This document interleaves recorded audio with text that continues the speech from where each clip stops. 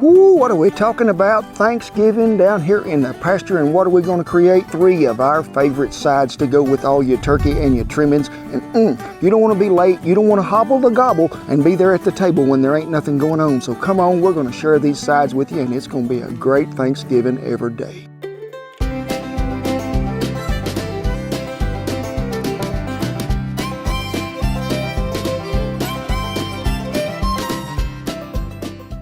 Hey, thank y'all for stopping by on what? Happy Thanksgiving. Do the gobble gobble.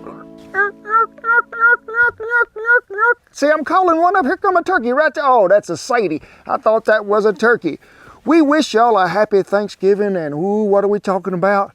Our 3 best sides that we've ever had at Thanksgiving dinner, and we're going to run you through every one of them and show you what it takes. And Sadie says, hey, if we're calling turkeys, how come we ain't got some up there? Hey, we know this is a little early coming to you, but we wanted you to have a whole bunch of time to plan out that Thanksgiving menu and get everything just right. So we wanted to sort of get in the starting gate and get the horse out early to where y'all could get her done. And hey, Mother Nature has got the bright sun shining today, and we're in a different location down here, and we ain't got all the stuff nor the horsepower that we need to hold up the reflector and here, there, and yonder. So you may see a little shadow from here down at times, but hey, bear with me. Maybe it'll help me look better. So what are we talking about? Thanksgiving sides. Let's get after it. First horse loaded in the chute and fitting to come out the gate. What are we talking about? Scalloped potatoes, but not just your ordinary scalloped potatoes. No, this is Shan's recipe that she created, and it has graced our Thanksgiving table many times.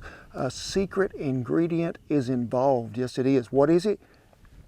French onion dip. You didn't hear me say it right off the bat, you didn't, but hey, that's what makes these things so good. And we add a little ham, top it off with some green onion. It is so good. And where's it at?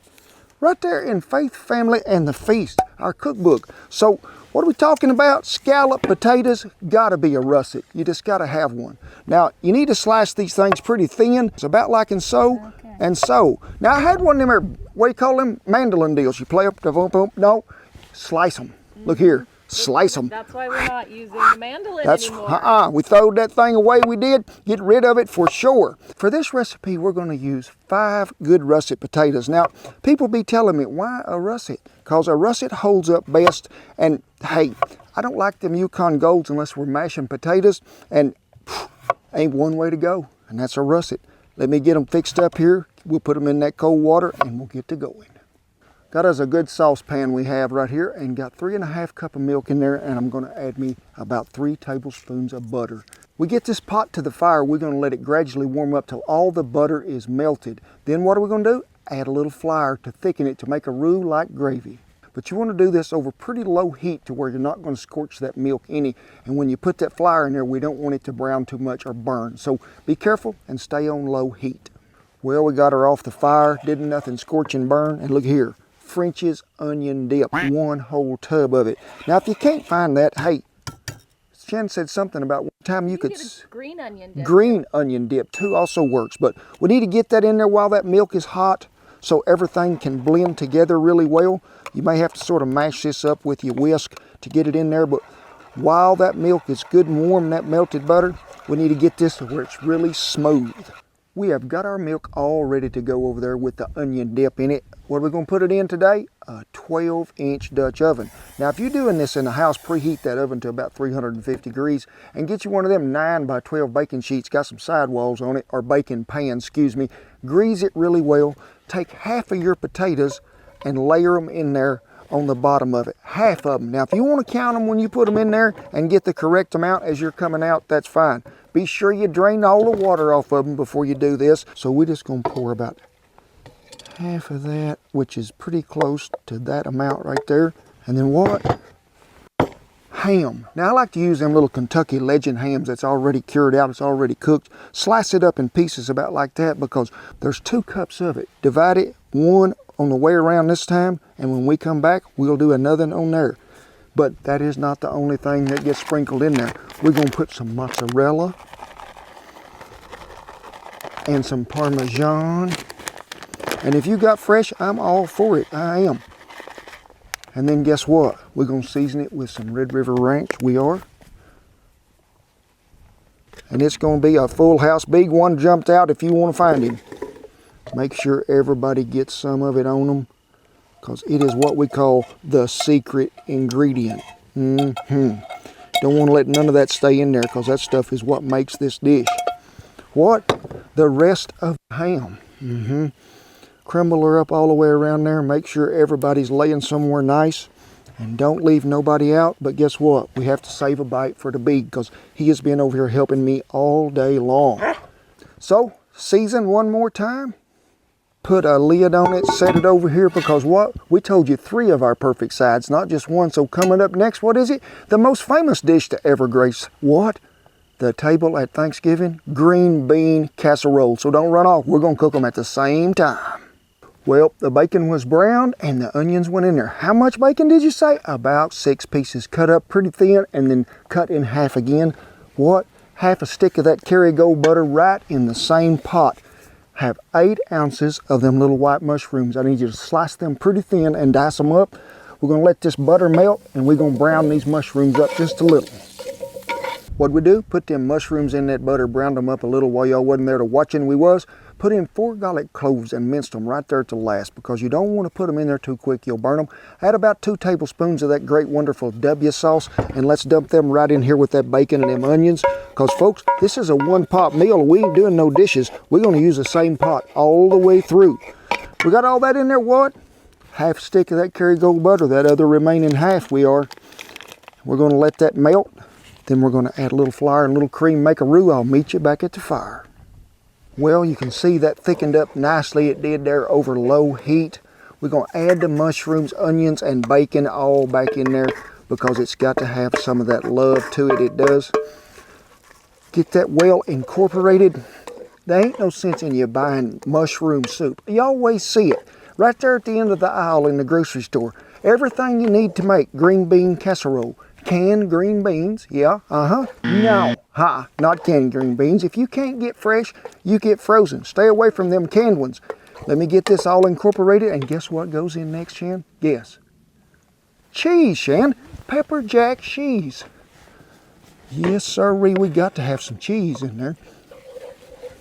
And if you need to thin it, like I say, you can thin it with chicken broth or cream. Me, the cream is handy, so that's what I'm going to use.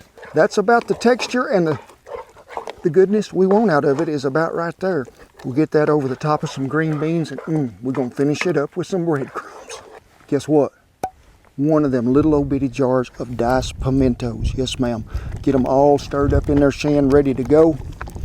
While it's just sitting there minding its own business, remember them green beans that we blanched and then we put on ice? Started out with 2 pounds. Now, the reason you blanch them fresh ones is you don't want them to be sitting there and getting too tender. I like to leave them, what's that word, Shin? Where that guy drove through the hailstorm, what's his name? Al dente, yes. And then we're gonna pour it over the top. We're gonna top it off with some breadcrumbs, about 3/4 of a cup. Here's that magic ingredient that a lot of people sure like it. Sometimes they overlook them little French's onions. Get them all sprinkled on there well. It is time to take it to the fire. Well, you see me take 2 trivets out there and 2 Dutch ovens you did, but we're running a little low on coals, so what you gonna do? We're gonna stack them. Yes, we are. So first trivet down, then potatoes went on the bottom. Pretty good rim of coals right there around the edge of that Dutch oven. Set another trivet on there. Put that Dutch oven on. Then we're gonna add coals to the bottom, coals on top. Now see, the coals that we have on that top oven, we're not wasting no more heat by having to fire another oven on the ground.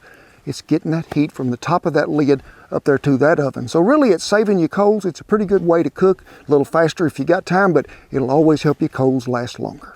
Now when you're stacking, the dish that you need the most heat to, which is the potatoes in this case, needs to be the first oven on. Now it's going to take less heat for them green beans and that casserole to all blend together and get just right. So he's going to go on the top. But remember, heat underneath that one and heat at the bottom, you're getting double amount of heat to come up there. So you're going to have to rotate them ovens. You'll have to watch your heat and we'll do it.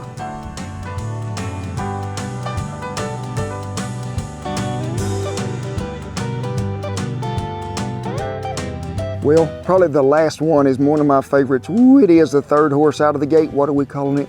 Mama's marshmallow cranberry salad right here. I don't ever remember a Thanksgiving or a Christmas that this recipe didn't come to us. Now, Folks, we started whipping some heavy cream at home, but I'm gonna tell you right now, this little drill probably ain't gonna run fast enough to whip it the rest of the way, but I'm gonna see what happens, and it's not doing too bad. You see me take them whole cranberries out of that sack last night, chop them up with the Slap-O-Matic we did, and then we put some sugar on them because you gotta let them set overnight because them little fellers is pretty tart. Give them a good stirring one more time before you put them in there. Then we're just gonna dump them right in there. Get all that goodness down in there with it. Make sure you don't leave none of that sugar nowhere. To that, we're gonna add about 1.5 cups of them chopped pecans. Yes, and then crushed pineapple. Pardon the sacks, folks, but when you're out here where we're at, you just got to go with what you got. In it goes. Get you a spoon. Let's get it all mixed together just a little.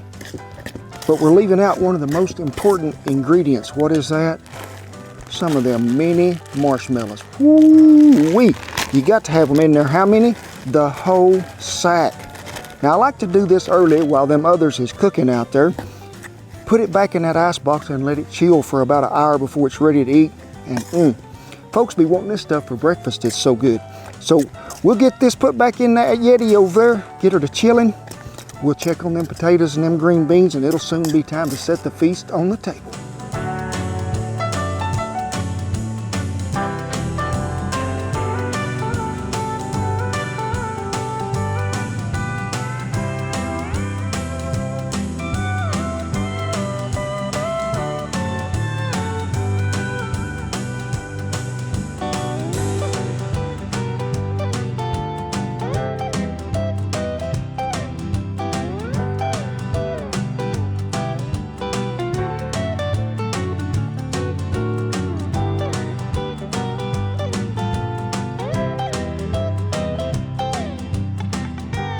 Well, it all come together, it did, for the Thanksgiving feast. Our 3 most popular sides, and we hope that you try them out and you enjoy them added to your sides that you got there on the table.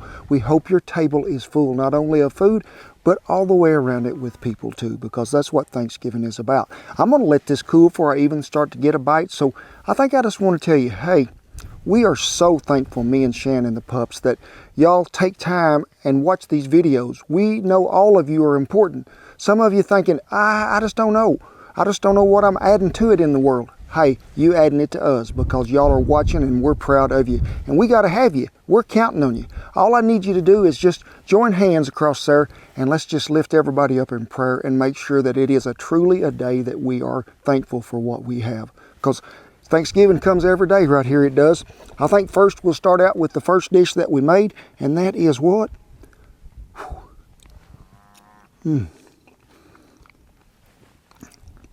Shan, that little French's onion dip that you put on there, oh my gosh, sugar, that is so good.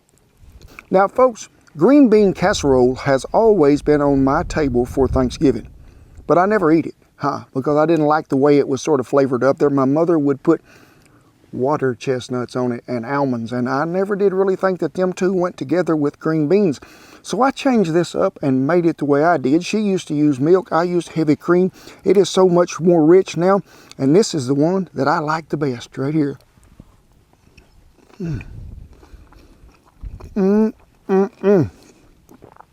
There's so much flavor comes out of that with that bacon, the mushrooms, and the onions. You just can't beat it. And then pimentos, they do add a little something to it. You get sort of a little hint of heat there right at the end. But this is what we always topped off every meal with right here. Mama's cool cranberry salad. It don't get no better than that, it don't. I mean, I am thankful for this plate. Thankful for the ability that God gave me to be able to cook it. And also to be able to dance, because I'm talking...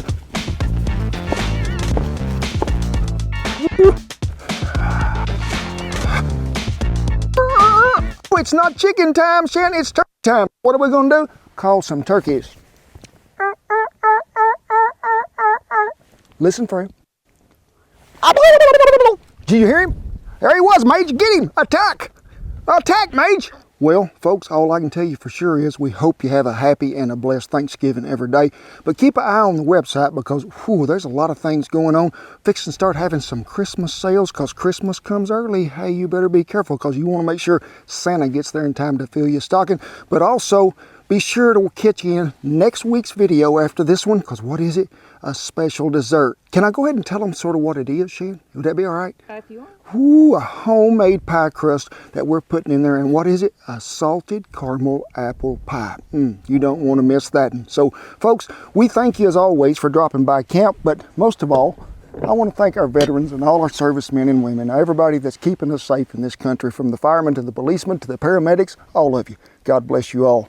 For the rest of you, come on in here. You know it's big hug time. And I'll see you where? Down the Thanksgiving trail with the cool cranberry salad, the green bean casserole, and scalloped taters. You see me take them whole cranberries out of that. You ready? That bee is bad.